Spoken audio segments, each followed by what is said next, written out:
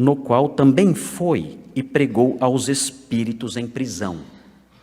E é aqui que começam então as confusões, porque algumas pessoas dizem que Jesus, quando morreu, ele ficou 3 dias sepultado e o seu espírito foi até o inferno. E Jesus lá no inferno, ele pregou para as almas que estavam lá.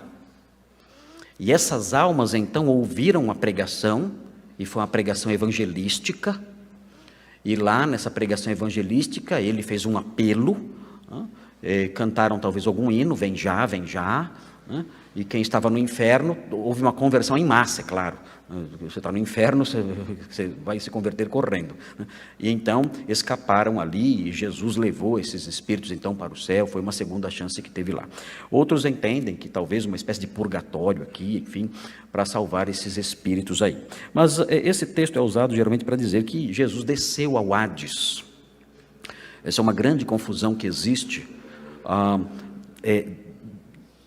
tanto dentro do romanismo como dentro da igreja evangélica, o entendimento de que a palavra Hades significa inferno, por causa da tradução do credo apostólico para o latim. A palavra Hades, no grego, no credo apostólico, é Hades mesmo, e significa sepultura. Pode significar sepultura e pode significar inferno. Quando traduziram para o latim, traduziram como inferno, descendit ad inferna.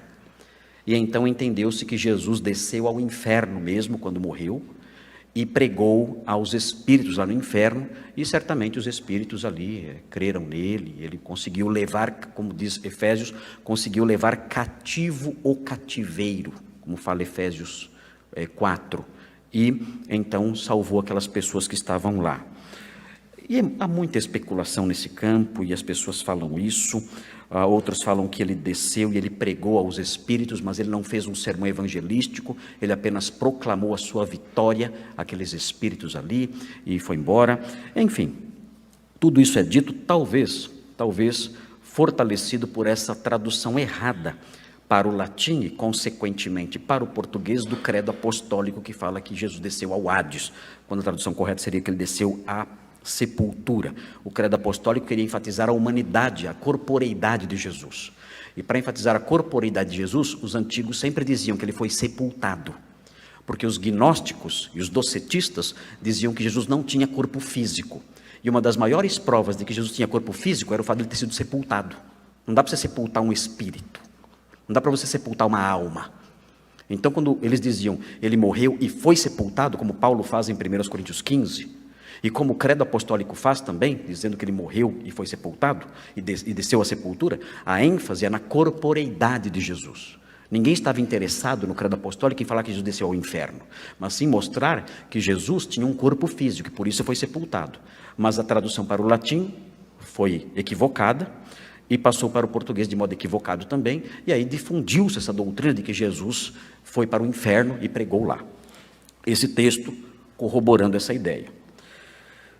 Mas vejam a sequência, no qual também foi e pregou aos espíritos em prisão, os quais noutro tempo foram desobedientes, quando a longanimidade de Deus aguardava nos dias de Noé, enquanto se preparava a arca, na qual poucos, a saber, 8 pessoas, foram salvos através da água, a qual, figurando o batismo, agora também vos salva, não sendo a remoção da imundícia da carne, mas a indagação de uma boa consciência para com Deus, por meio da ressurreição de Jesus Cristo, o qual, depois de ir para o céu, está à destra de Deus, ficando-lhe subordinados anjos e potestades e poderes. O versículo 21 também tem gerado confusão, por causa da ideia da regeneração batismal, dizendo que o batismo também salva. Nós dizemos para os irmãos que o batismo não tem potencial salvífico. O batismo não salva a pessoa é salva pela fé somente, pela fé em Jesus. Alguém pode ser batizado e não ser salvo, que o batismo não tem o poder de salvar, não é um adicional à fé para que a pessoa seja salva. O exemplo clássico é o exemplo do ladrão que morreu ali na cruz ao lado de Jesus, que creu em Jesus e foi salvo naquele mesmo dia, foi ao paraíso naquele mesmo dia, foi levado ao céu naquele mesmo dia e nunca foi batizado. Então, existe aqui, no versículo 21 também, um outro nozinho que as pessoas precisam desatar para compreender melhor esse versículo bem. Quando nós olhamos o versículo 19, que é o versículo que trata dessa questão de Jesus descer ao inferno, na realidade, esse versículo não fala que Jesus desceu ao inferno, não é esse o objetivo desse versículo. Esse versículo diz apenas o seguinte, observem, Jesus, nos dias de Noé, nos tempos de Noé, Jesus ainda não encarnado, mas sim em espírito, ele pregou àqueles homens. Ele atuou na pregação àqueles homens dos dias de Noé. Isso aqui corrobora uma teologia da pregação, de que quando Noé pregava, o Espírito de Deus estava atuando através dele. Que quando os profetas do Antigo Testamento pregavam, o Espírito de Cristo que neles estava, como diz Pedro, falava através deles. Então, o que nós temos aqui é o Espírito de Jesus pregando nos dias de Noé, através de Noé, que era um pregador de justiça. E aí alguém diz, mas por que o texto fala que ele pregou aos espíritos em prisão? Isso significa que ele pregou nos dias de Noé aos homens cujos espíritos hoje, já nos dias de Pedro, estavam aprisionados. Esse é o sentido dessa passagem. Pedro está dizendo, nos dias de Noé, Cristo, através de Noé, habitando em Noé, pregou aos homens daqueles dias que foram desobedientes e que não entraram na arca. O Espírito de Cristo pregou a eles, a esses homens cujos espíritos agora estão em prisão. Esse é o sentido, é o sentido desse texto presente aqui. Não há nenhuma ideia de que Jesus desceu ao Hades e pregou no inferno e deu uma segunda chance para as pessoas que estão lá, ou que existe um purgatório e você pode ir para lá e depois você se salva.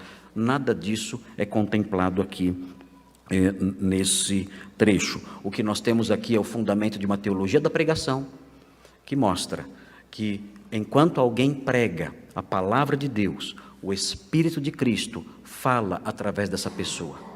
Quem não ouve essa pessoa, quem rejeita a pregação dessa pessoa, energizada pelo Espírito de Cristo, a pessoa que não ouve isso, um dia ela terá o seu espírito, a sua alma, lançada em prisão, que é a perdição eterna. E não há mais esperança para a pessoa que entra nessa condição. Se você ouve o Evangelho, você está ouvindo a voz de Cristo através do pregador. Você ouve a voz de Cristo através do pregador. O Espírito de Cristo fala através do pregador, se ele prega o Evangelho, não é qualquer pregador. Se ele prega o Evangelho, o Espírito de Cristo fala através dele. Se você não ouve o Evangelho, um dia a sua alma será lançada em prisão eternamente. Não haverá uma segunda chance.